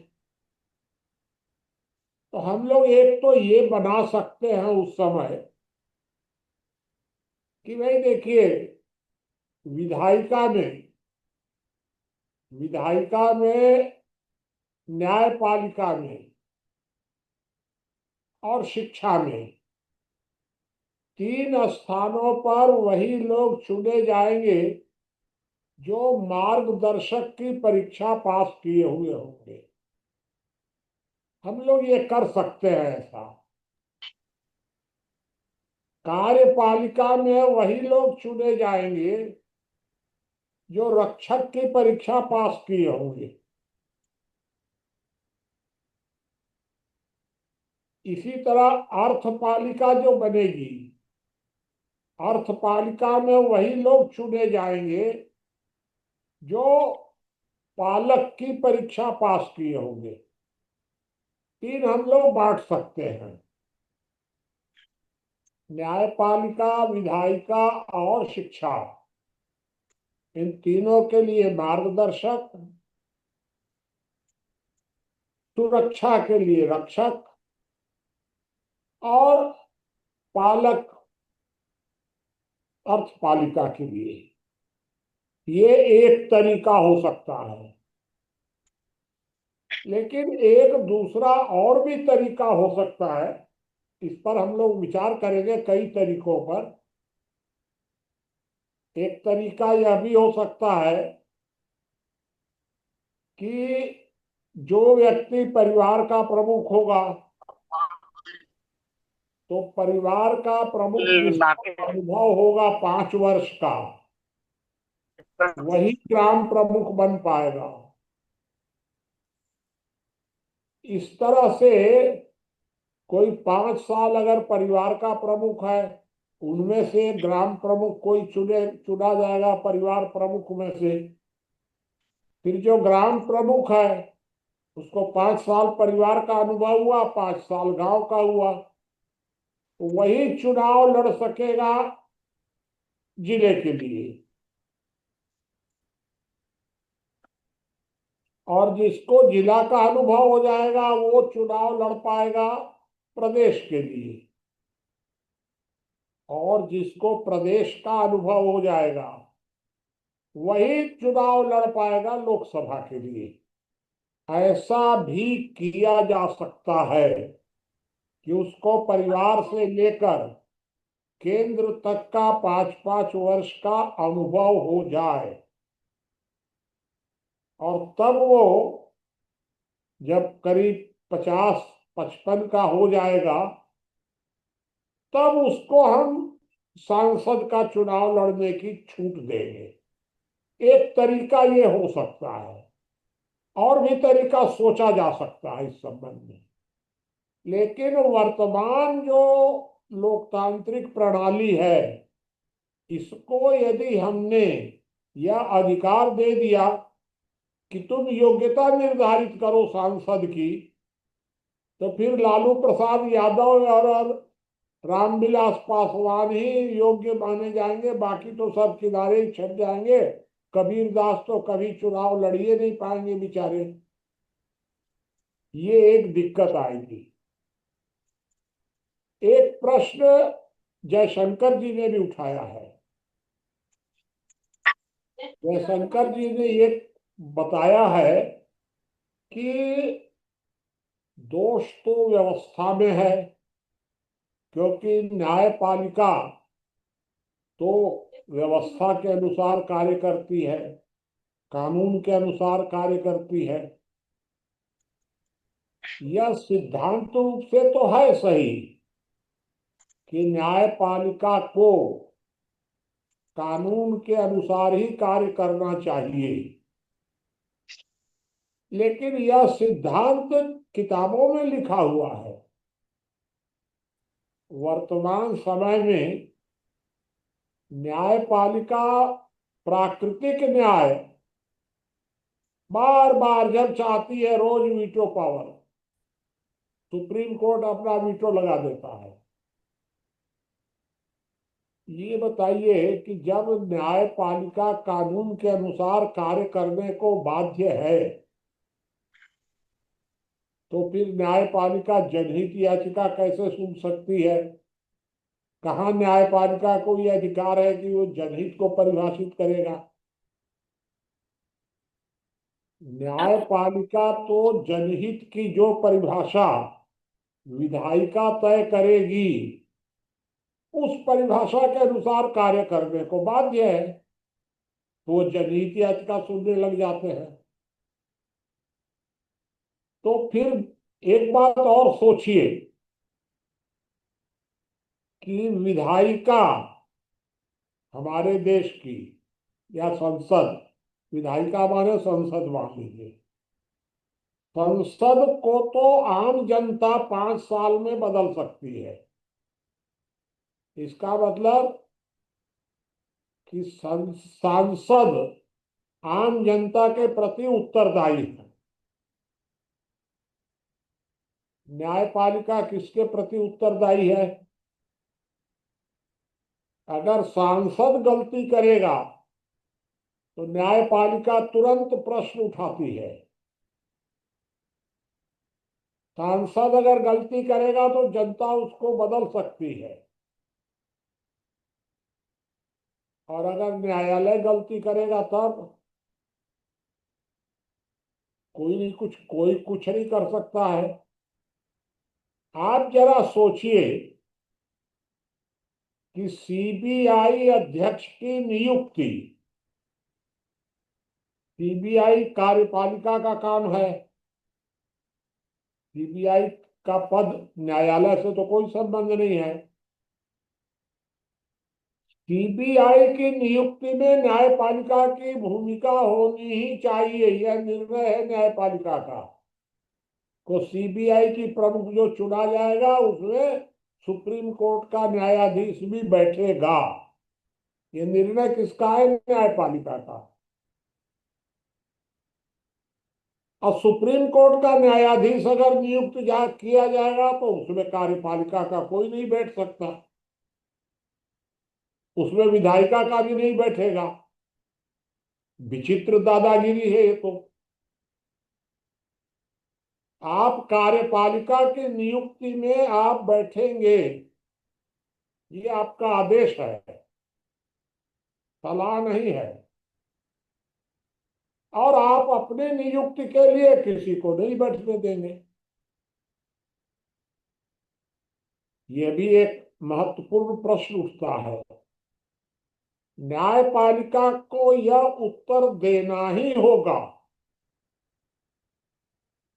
कि न्यायपालिका के गलतियों की समीक्षा कौन कर सकता है। कोई कर सकता है दुनिया में कि नहीं, और अगर कर सकता है तो कौन? आप जरा सोचिए, अभी जो पटना में जो हत्या हुई है, आप लोगों ने सुना ही होगा सब। पटना में जिस व्यक्ति की हत्या हुई है उसका जो हत्यारा पकड़ा गया, वह पहले भी अलग अलग हत्याएं 3 बार कर चुका है, और 3 बार न्यायालय से उसको जमानत मिल गई है। विचित्र तर्क है। न्यायालय से उस व्यक्ति को 3 बार जमानत मिल गई, तो फिर न्यायालय क्या कर रहा है? क्या न्यायालय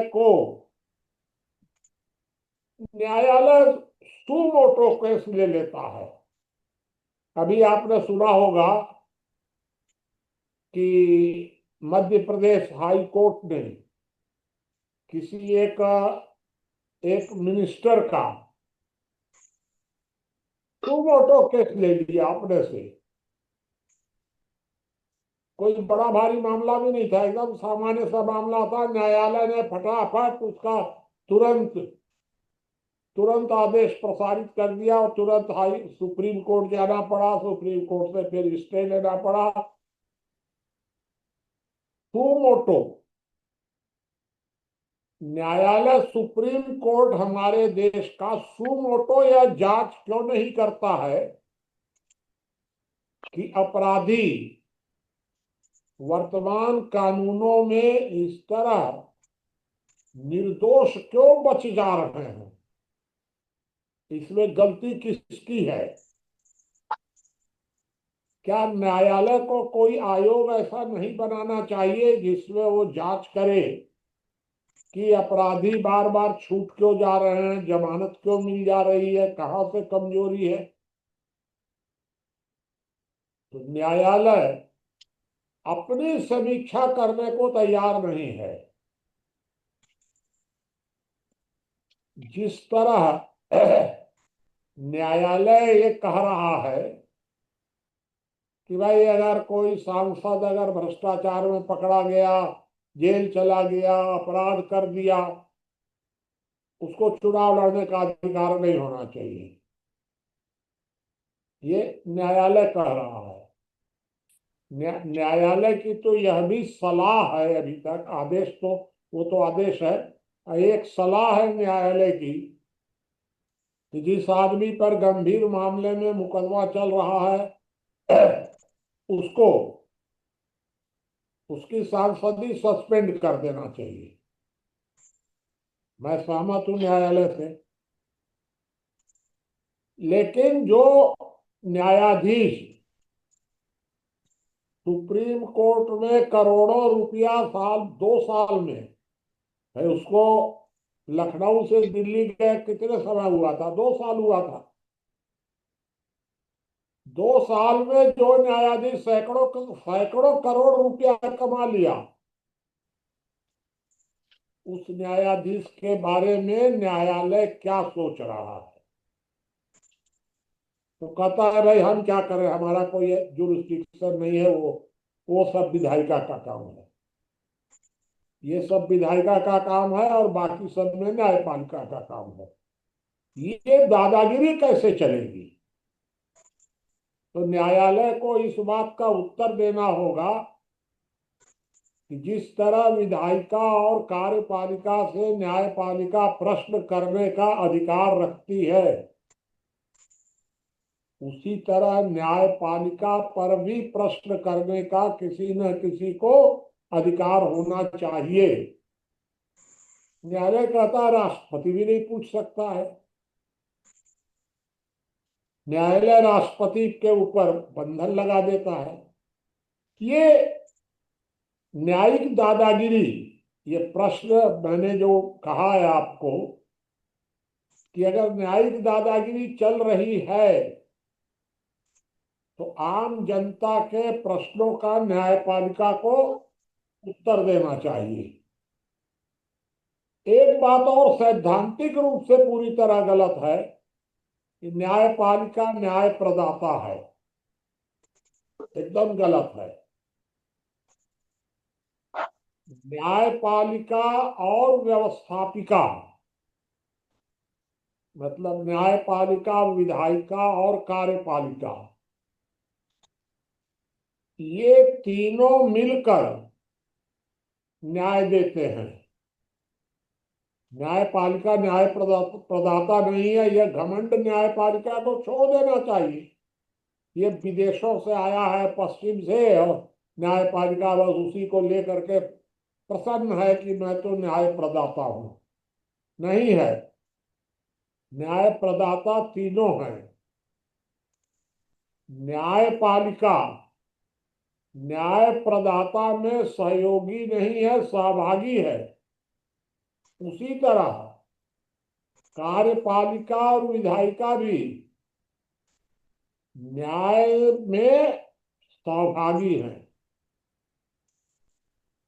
तो तीनों मिलकर न्याय देते हैं। इस सामान्य से सिद्धांत को न्यायपालिका को भाई समझना चाहिए।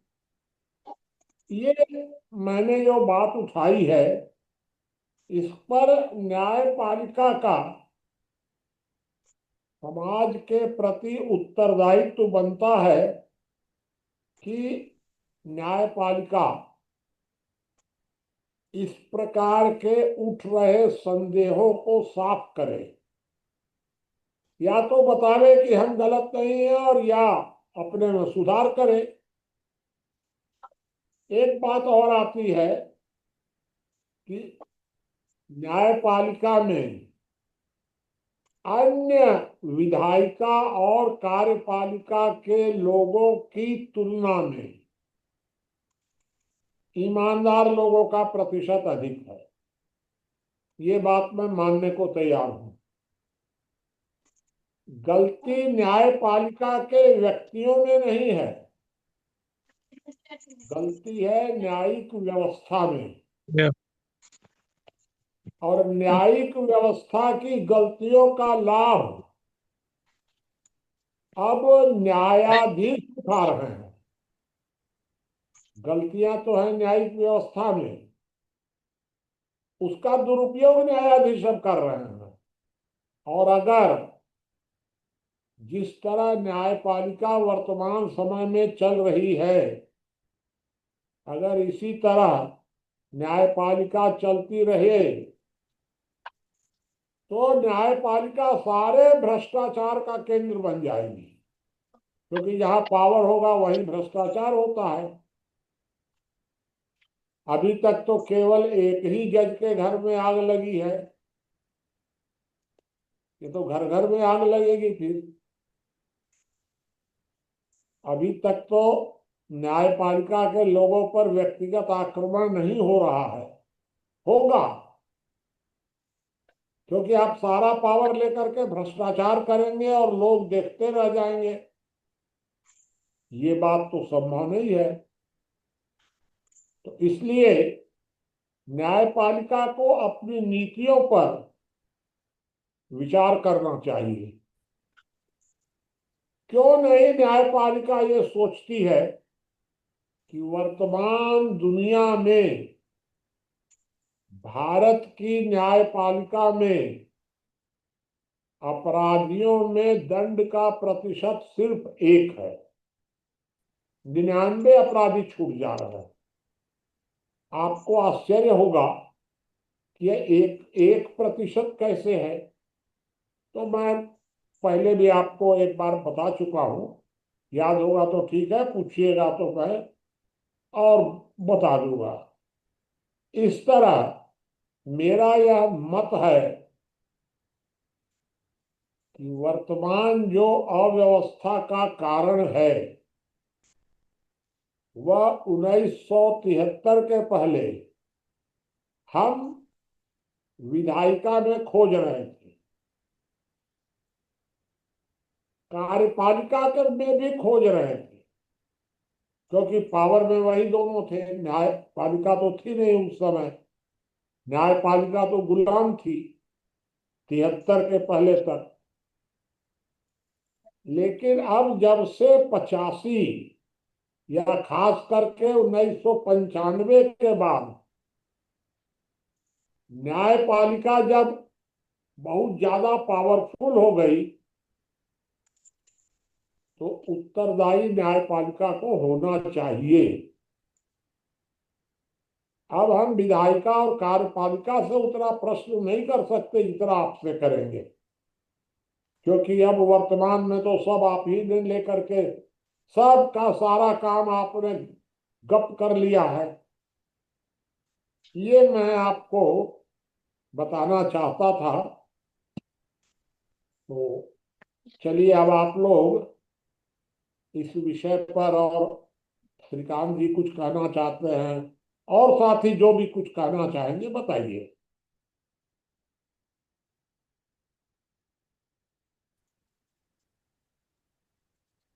कोई और साथी बताएं। मैं एक बात कहना चाह रहा था बाबा। हाँ जी बताइए। बताएं। आपने एक बात कही थी, उससे तो मैं सहमत हूं कि न्यायपालिका से प्रश्न क्यों नहीं पूछा जाना चाहिए, कोई ऐसी संस्था होनी चाहिए नहीं। ये तो सहमत हूं कि सुप्रीम उसके ऊपर भी कोई हो। लेकिन जहां तक कार्यपालिका और विधायिका की बात है, मैं रियलिटी एक केस का एक 10 सेकंड में रख रहा हूं। एक केस था जमीन को लेकर के, और हमारी जमीन थी, तो उस पर जो है वो 3 हिस्से थे, एक हिस्सा बेच दिया था और एक हिस्सा और बेच दिया था। मतलब बीच में हमारा हिस्सा था और इधर उधर हमारे बड़े ताऊ और एक छोटे चाचा थे, उन्होंने बेच लिया था। उस पर जो व्यक्ति ने लिया वो सरकारी टीचर था, और उसने अपने स्कूल का आगे पीछे जमीन ले ली थी, उसमें बनवाया था। और आगे उसने उसमें हमारी जगह में जो है अपना गेट निकाल कर एक सीढ़ी बनवा ली। अब हम किसके पास जाएंगे उस व्यवस्था को लेकर के, भाई आपकी आगे रास्ता है, आप आगे निकालिए। हम पुलिस के पास गए और पुलिस ने कुछ भी नहीं किया, यहां तक कि योगी जी के पास 2 बार गए। योगी जी ने जांच भेजी, जांच को उसमें आई क्या नाम है थाने में, और थाने में आकर के उन्होंने जो लिख कर भेजा, दोबारा गए तो बोले आपकी जांच हो गई है, और ये उससे लिख करके आया है। अंत में हमें निर्णय लेना पड़ा, कोर्ट में गए, कोर्ट ने तुरंत जो है वो उस पर स्टे दिया और उसको रुकवाया। पुलिस वहां पर आती थी और उसको बनवा के खड़ा कर देती थी कि आप बनाइए, और वो पैसा दे देता था, और हम जाते पुलिस में पैसा पहुंचा देता था और पुलिस रोक देता था। कोर्ट के ही आधार पर वो जगह रुकी। तो आज उसका केस चल रहा है। कहने का मतलब मेरा यह है कि न्यायपालिका कार्यपालिका और विधायिका इतनी भ्रष्ट है। आप देखेंगे कि जगह जगह जो है वो नेताओं के द्वारा जमीनों के कब्जे ले लो, दबंगों के कब्जे ले लो, उनके कब्जे जाकर के न्यायालय ही मतलब छुड़वाता है। एक बात मैं और कह रहा हूं, हाँ ये बिल्कुल सही बात है कि जो राष्ट्रीय स्तर के मुद्दे हैं या घोर अपराधी जो मतलब बहुत क्रिमिनल टाइप के जो राष्ट्रीय लेवल के या देश लेवल के अंतर्राष्ट्रीय लेवल के केस बन जाते हैं, उन पर जो है कोर्ट का संज्ञान अपराधों पर ज्यादा लेना चाहिए। राष्ट्रीय मुद्दे जो होते हैं जैसे एनआरसी वगैरह है या 1970 धारा ये थी 370 वगैरह, इस पर राष्ट्रीय यानी संसद के लिए निर्णय छोड़ देना चाहिए कि आपके दायरे में आता है, आप समझाइए। तो मैं समझ रहा हूँ कार्यपालिका और विधायिका बहुत ज्यादा गड़बड़ है। न्यायपालिका में गड़बड़ियां हैं, राष्ट्रीय स्तर पे बहुत ज्यादा हस्तक्षेप करते हैं, नेता लेते हैं, जैसे वर्तमान में एनआरसी वगैरह, लेकिन कहीं ना कहीं छोटे व्यक्ति को, जनता के व्यक्ति को कोर्ट से ही राहत मिलता है। जी धन्यवाद। एक बात बताइएगा कि एक छोटी अदालत का भी जज, छोटी अदालत का भी कह रहा हूं, जी छोटी अदालत के जज को हेलो अगर कहीं पर भी यात्रा करनी होती है तो दरोगा को बुला के बोलते हैं कि कोई गाड़ी पकड़ के लाओ। जी आप बताइए हेलो किस न्यायालय में ऐसी व्यवस्था नहीं है। 99% जज पुलिस वालों से कहते हैं कि कोई गाड़ी पकड़ के लाओ, तेल सर, अरे तू कर लेना खुद से। ये जी कौन, किसको हम हेलो सही बता। और ये तो मैं भुक्तभोगी हूँ, देख रहा हूँ रोज, जी हर जगह का यही हाल है। हाँ ठीक है, ये बच्चे आप श्रीकांत जी हेलो बताइए।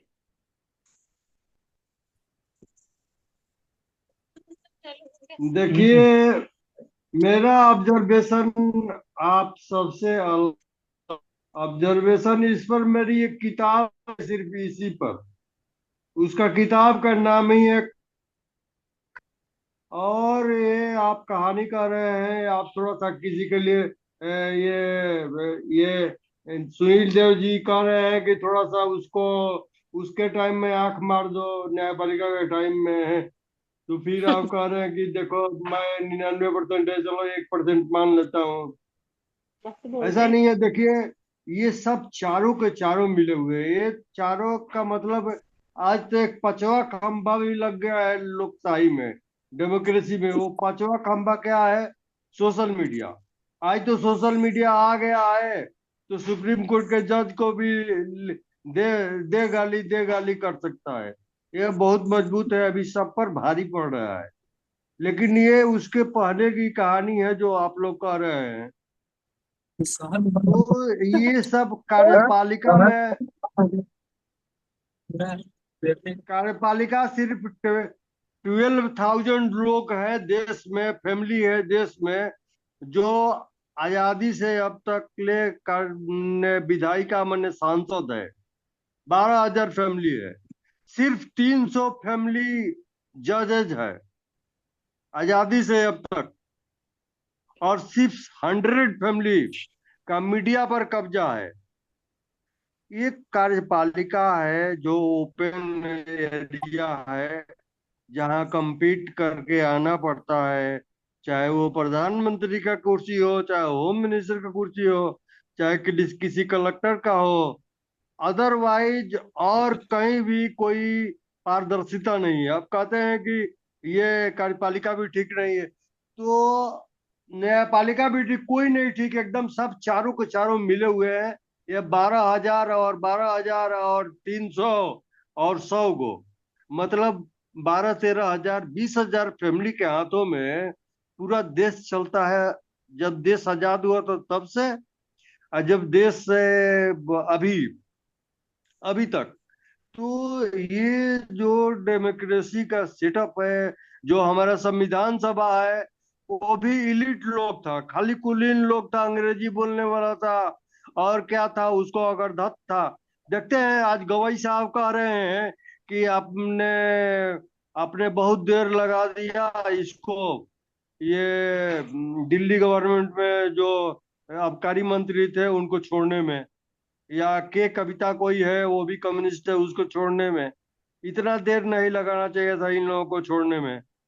या रातों रात हटा करके कोर्ट में कोर्ट लगा करके और जेल में से बाहर निकाल देता है सुप्रीम कोर्ट। ये सब मिले हुए हैं, सब का सब इलिट है, इसको पब्लिक को एक भेड़ का गल्ला समझते हैं।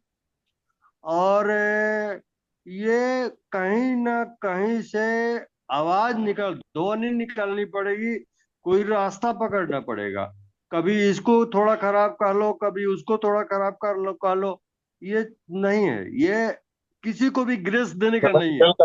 सब का सब लोग मिला हुआ है, इसको डेमोक्रेसी से कोई मतलब नहीं। सब अपने अपने इश्यू, अपने कॉज के लिए लड़ रहे हैं। ठीक है। Thank you. हाँ,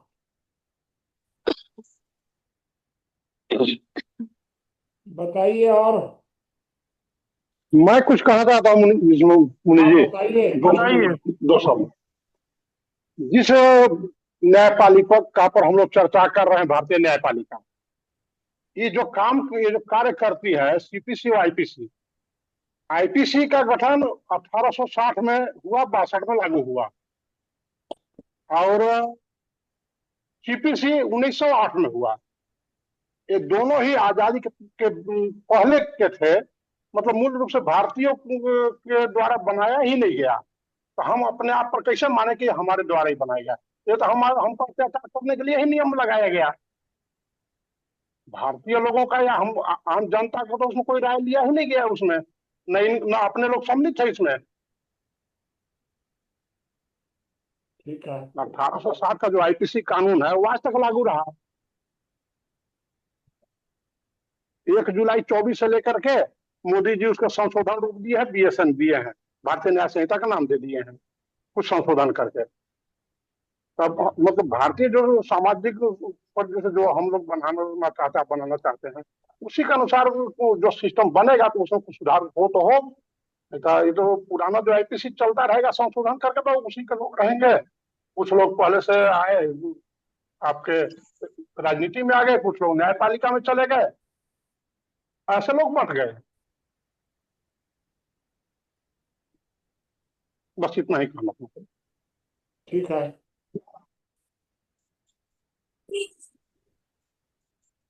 बाबा जी, मुझे एक प्रश्न पूछना है। हाँ, हाँ, प्रणाम। मैं ये पूछ रही थी कि जो आज का विषय है न्यायपालिका, मतलब न्यायपालिका केवल किसी व्यक्ति के अधिकार, मौलिक अधिकार का यदि हनन हो रहा है तो उसकी रक्षा करना उसका काम है। वो आदेश नहीं दे सकती, लॉ या संशोधन नहीं कर सकती है। तो यदि विधायिका ने या कार्यपालिका ने किसी शरीफ व्यक्ति को क्रिमिनल साबित कर दिया झूठे सबूतों के आधार पे, तो ये तो फिर उसको मतलब बेवकूफ, उसको बिल्कुल न्यायपालिका तो बिल्कुल किसी काम की नहीं है।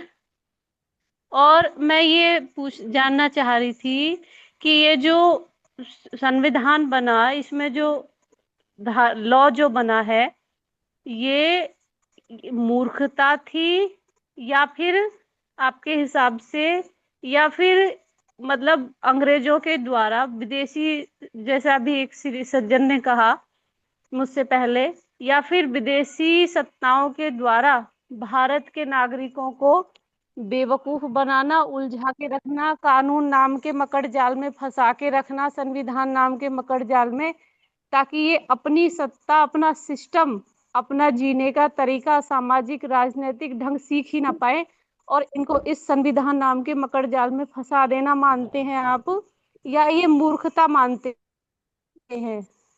और मुझे मतलब मेरा ये सोचना है कि ये जो पंडित जवाहरलाल नेहरू थे, जिनको बहुत शौक था विदेशी पहनावे का, विदेशी शिक्षा जिन्होंने ली, उनके कंधे पे रख के विदेशी सत्ताओं ने बंदूक चलाई और उन्होंने उनका साथ दिया और दोषी अंबेडकर जी को बनाने के लिए कि हाँ, संविधान का सारा श्रेय इनको सिर पे डाल दिया जाए कि इन्होंने लिखा, और भारत को बिल्कुल पंगु और बेबस कर दिया जाए। ऐसा मानते हैं क्या आप? ठीक है। एक आपने प्रश्न किया कि हमारी कार्य प्रणाली में अगर न्यायपालिका ने किसी को दंड दे दिया तो फिर वो जी अंतिम हो गया। वास्तव में ऐसा नहीं था। अगर न्यायपालिका का जो दंड होता था घोषित, जी वह दंड, उस दंड पर कार्यपालिका जी उसको माफ भी कर सकती थी। उस समय जी कार्यपालिका को यह जी अधिकार था कि कार्यपालिका उस दंड को कम कर सकती थी, माफ भी कर सकती थी। वर्तमान समय में न्यायपालिका ने इस पर कुछ रोक लगाई है। ये राष्ट्रपति को विशेषाधिकार प्राप्त था पहले, जो जी अब उसको थोड़ा थोड़ा रोका जा रहा है। दूसरा जो आपने प्रश्न किया है वो तो सही है, उसमें तो जी कोई कुछ कुछ गलत नहीं है कि गलती तो उसी समय हुई है, शुरुआत संविधान बनाते समय ही। इसीलिए जी इसीलिए मैंने जो एक सुझाव दिया है, और आपको ये बता दूं कि हम लोग दोनों जी दिशाओं में सोच रहे हैं। एक तरफ हम लोग सोच रहे हैं कि हमारी जो विधायी व्यवस्था है, न्यायपालिका, जी विधायिका, कार्यपालिका, ये तीनों संविधान से संचालित होते हैं और उस संविधान को स्वतंत्र होना चाहिए। ये हमारी जी योजना है। पहला भाग यही है कि संविधान जी संशोधन के लिए कोई न कोई अलग व्यवस्था होनी चाहिए जिस पर तंत्र के तीनों का जी कोई अधिकार न हो। संविधान के मामले में एक हम लोगों ने ये किया है। जी दूसरी तरफ हम समाज सशक्तिकरण की भी बात कर रहे हैं। ये हो गया राज्य कमजोरीकरण, संविधान स्वतंत्र हो जाए। और दूसरा हम लोग का हो गया कि समाज सशक्त हो, मतलब परिवार जी व्यवस्था भी का मजबूत बनाया जाए कि समाज सशक्त हो जाए। इन दोनों दिशाओं में हम लोग कार्य कर रहे हैं, एक एक सिर्फ दिशा में नहीं। यही ज्ञान केंद्र, जो ज्ञान केंद्र जी अब शुरू हुए हैं बनने, जी अभी अभी 5 जगहों पर ज्ञानेंद्र जी वगैरह टूर करके आज लौट रहे हैं। तो ये धीरे धीरे जो ज्ञान केंद्र बन रहे हैं, कुछ जी पहले के भी बने हुए हैं, तो अब ये सक्रिय हो रहे हैं। और इन दोनों दिशाओं में, और तीसरी दिशा हम लोगों ने तय की ही है कि भाई एक मार्गदर्शकों का ग्रुप बनना चाहिए, चिंतनशील लोगों का। इन तीनों को मिलाकर हम लोग अपना ज्ञान केंद्र का अभियान चला रहे हैं। और कोई किसी की बात हो तो बताइए।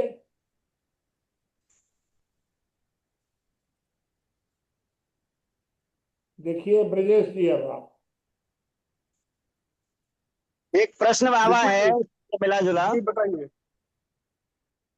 क्या आजादी मिली थी या सत्ता हस्तांतरित की गई थी? नहीं, आजादी मिली थी। सत्ता जो बदली गई थी जी वह केवल 50 तक थी। जी 50 तक भारत को पूर्ण आजादी नहीं मिली थी, सत्ता परिवर्तन हुआ था। जी 50 के बाद भारत का संविधान लागू हो गया और उसके बाद भारत पूर्ण आजाद हो गया, स्वयंभू। जी। लेकिन बाबा आज भी संसद में 2 सांसद जो है वो इंग्लैंड के जाते हैं, उनकी कुर्सी खाली रहती है, तो इसको कैसे देखेंगे? वो सब में कुछ दम नहीं है। कुर्सी खाली रहती है, कहाँ खाली रहती है कुर्सी हमको नहीं पता नहीं। नहीं, इस पे देखिए आप, तो है इसमें 2 सांसद।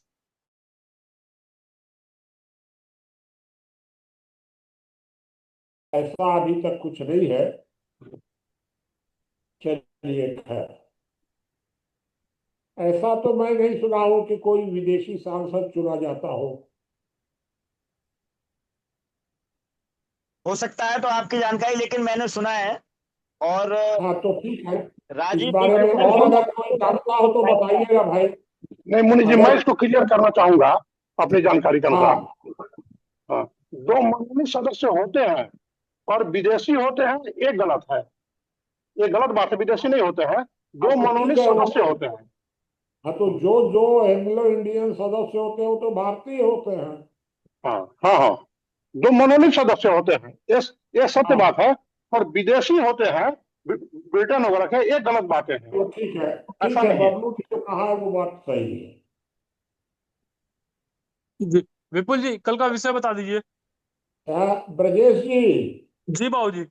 आप एक काम करिएगा कि 4050 से जी 4099 तक को बीच में आप 2-3 भाग में निपटा दीजिएगा। जी ठीक है बाबूजी।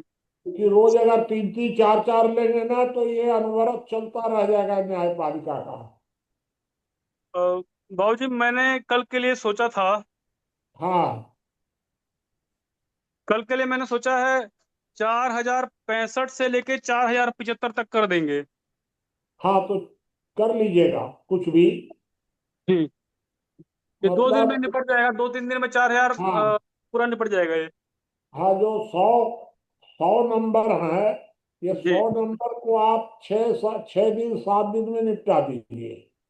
जी बाबूजी, निपट जाएगा, हो जाएगा। हाँ, हर 100 को, जी जी हर 100।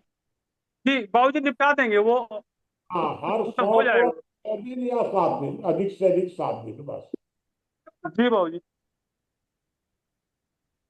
ज्ञानेंद्र जी चर्चा समाप्त कर सकते हैं। हाँ, पहुंचे ज्ञानेंद्र जी? बाबा बस 10-15 मिनट और लगेगा, 10 मिनट।